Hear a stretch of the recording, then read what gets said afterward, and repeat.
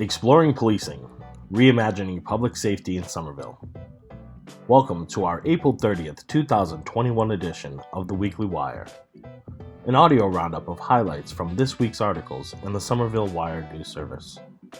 I'm your host, John Loftus. Find the full text versions of this headline and other Somerville Wire stories 24/7 at somervillewire.news. That's Somerville Wire, all one word, .news.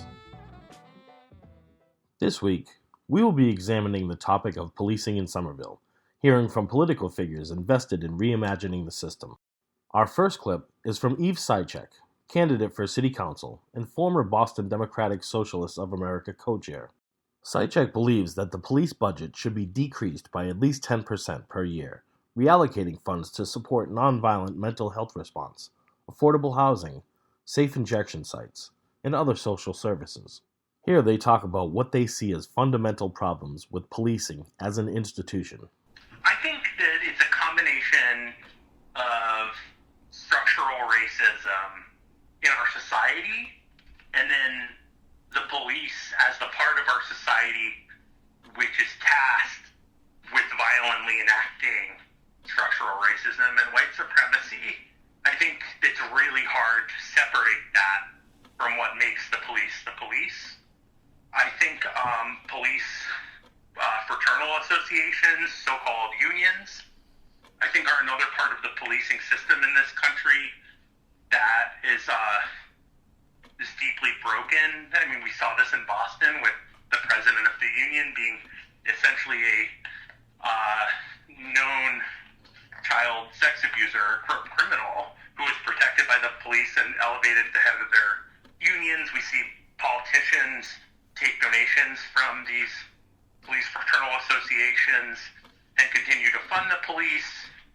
I think that's another big piece of it, of the way we do policing. It's broken. I think the police being armed really contributes to the way that they enforce white supremacy in the United States. Not that, the police in the UK don't also do that, but I think the scale of the problem in the US is really affected by routine, day-to-day cops at traffic stops and on the beat being armed with deadly weapons.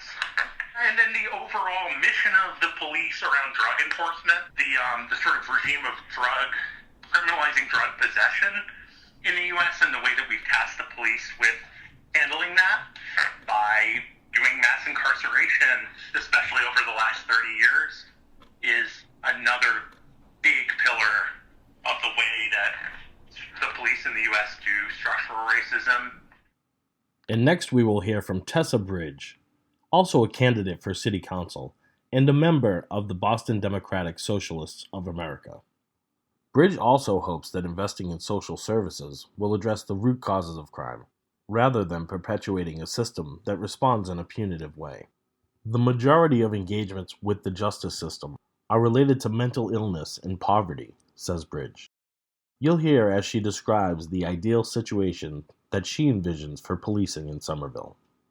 So I would really like to see a lot of the functions that currently live inside policing, including, mental health, addiction, we've talked about, domestic violence, traffic enforcement, really moving out of the police department. And I understand that may need to, take some time and be gradual, but I'd like to see us taking active steps to assess sort of what other resources are in our community, and really rely on trusted community organizations and other institutions within our municipal programs to build those out, to resource them so that they can take on some of the capacities that are currently living within the police department.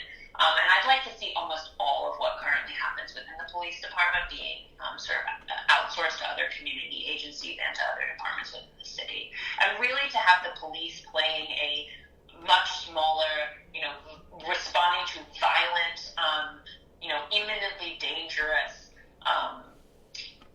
crimes in progress.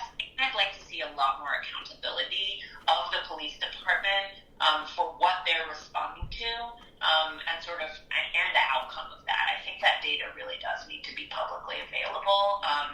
The police department is, in my opinion, at the end of the day, accountable to to the residents of Somerville, and we have a right to know what police are doing. So I think making that data public is really crucial. And for announcements this week, the Somerville Homeless Coalition will be holding a fundraiser called Sleep In, Sleep Out from April 30th to May 2nd. Staff and leadership call upon the public to join them in sleeping outside, demonstrating solidarity with our homeless clients. Anyone who wants to participate can choose where to sleep, whether it be in their backyard, living room, or a local campground. Visit somervillehomelesscoalition.org for more information. The Somerville Wire and the Weekly Wire are a production of the Somerville News Garden Project at the Boston Institute for Nonprofit Journalism. Email us with tips, comments, corrections, and Somerville event and announcement listings at somervillewire@bingeonline.org.